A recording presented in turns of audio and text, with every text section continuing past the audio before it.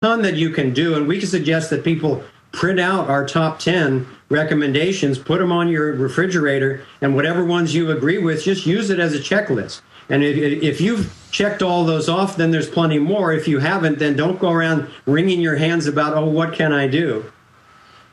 Yeah, and I think one of the things... start that first step. Sorry, go ahead. Yeah, go ahead. And by exposing the whole pyramid structure, one of the things you realize looking at that is that it relies on the people as its base, this whole system. So as people wake up, that is the critical piece to change the whole thing, because without our participation, this whole pyramid control system can't actually succeed.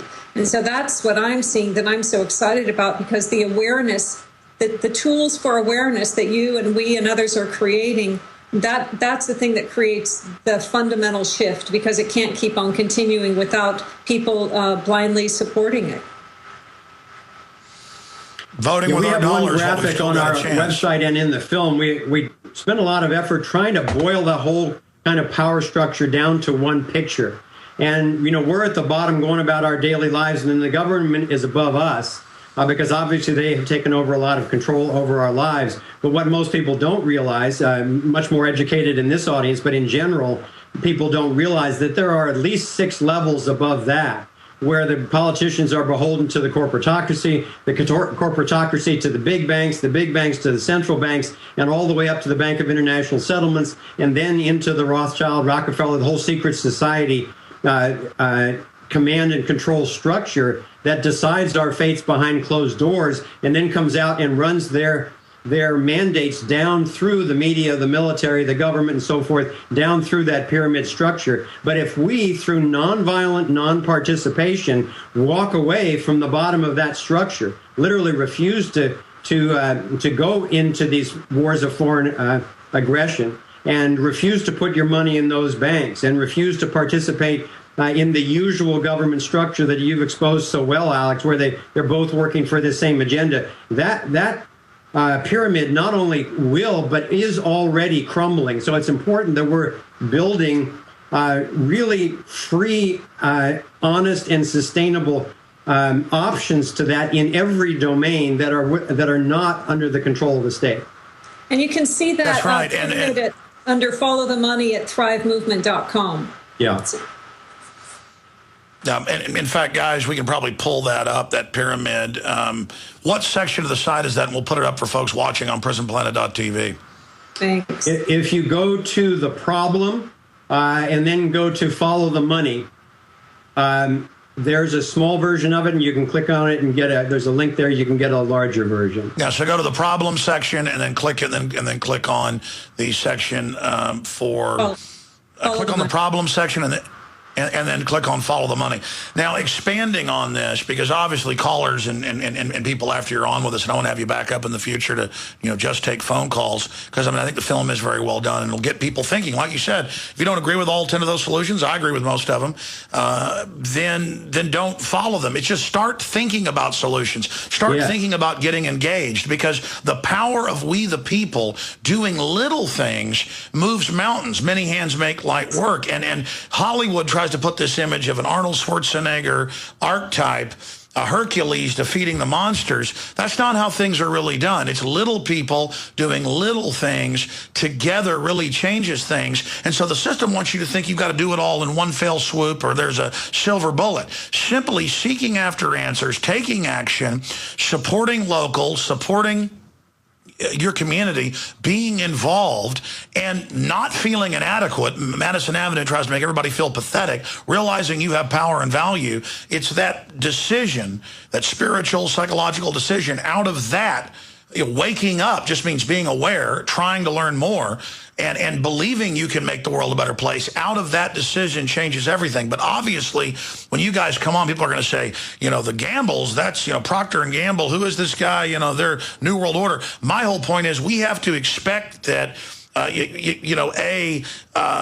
we're going to see people from prominent families, people from the establishment, people from Hollywood, people from all over the system as things get crazier and crazier that are going to start trying to fix things. And so, I mean, how did anything in your background help prime you to be awake to this? Have you ever been approached by other elites and, you know, told to basically, you know, shut up? Because I know I have been, or offered things.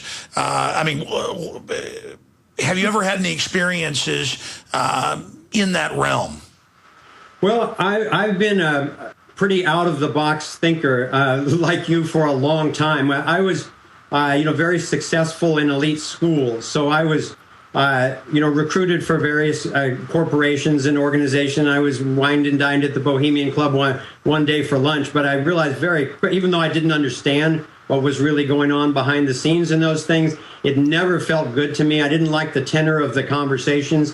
They seemed very arrogant and controlling. So I just went off on my other path because I didn't think I was going to find any of the answers or the fulfillment that I was looking for there. I'm happy to say that I have not taken any flack from other people in that social set so far, and my family has been very supportive. I want to be very clear that the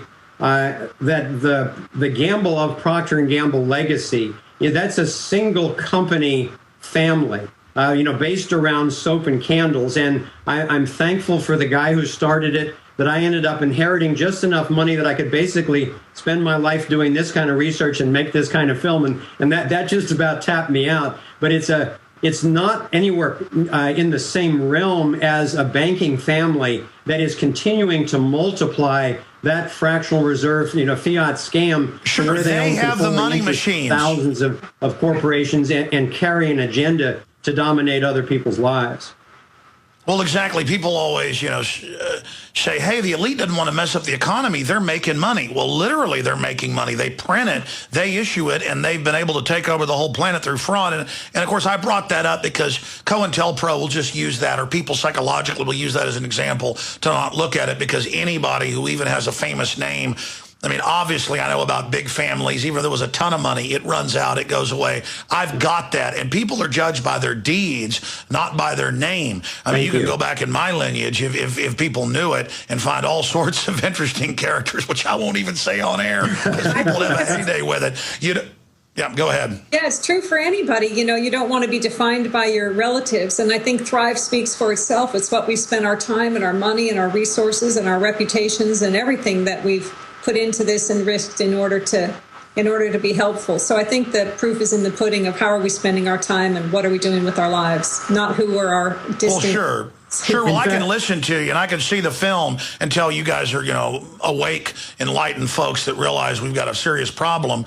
And so I commend what you're doing. That's why we're carrying the film at Infowars.com and hope folks get it and get it out to people, because I think it is going to get people thinking and just moving in the right direction instead of sitting in the ditch. We've only got a few minutes left and then one more short segment. You guys have got the floor. What are some other facets of the film? I mean, you get into the cancer rates going up. You get into the free liberty lifestyle and true individualism. I know that you said that's one of the most controversial parts of the film.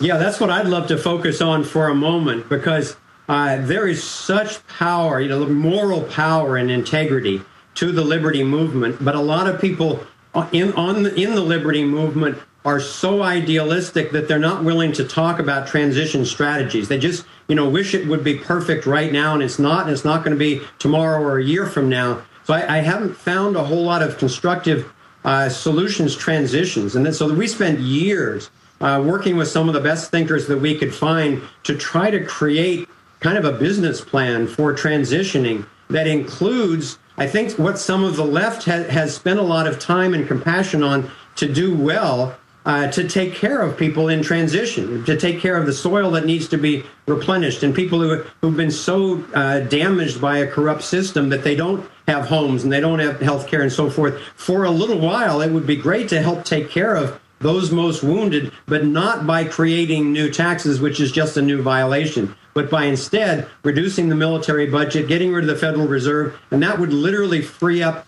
$1 to $2 trillion a year that could fund a few years of transition while the prosperity is returning to our civilization. And particularly in what we call the second stage or the second track, which is really where Ron Paul is focusing a lot on stopping these wars of aggression, having an honest money system, and shrinking the government down to the protection of individual liberties rather than creating all sorts of legislations to take over people's lives. And I believe myself that we're actually not going to make it as a species unless we learn how to convert to a true society of voluntary association. Because as soon as that mandatory tax is allowed, then a few people have what I call the seed of tyranny, which has always grown until it's unstoppable without some kind of revolution. That's right. Government only creates tyranny. It's always the engine of our problems. The founders knew that. We've got to make it as small as possible. Let's talk about that straight ahead. Amazing interview. The films Thrive. Available at Infowars.com. Get it today. We'll be right back. Stay with us.